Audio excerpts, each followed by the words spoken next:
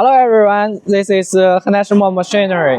Behind me is one set of our drum type mobile concrete batching plant. The capacity is 60 cubic meters power, and we pre-assembled in our factory and will ship to Africa later.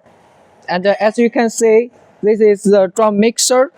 Behind the drum mixer is the wings of water, cement, and additive.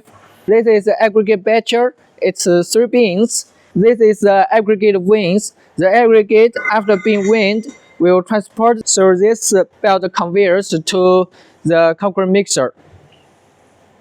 And this concrete batching plant is with tires, so the customers can easily drag the concrete batching plant to another places.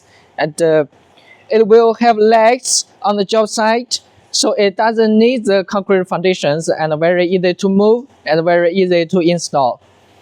Welcome to contact us if you are interested in this mobile type concrete batching plant.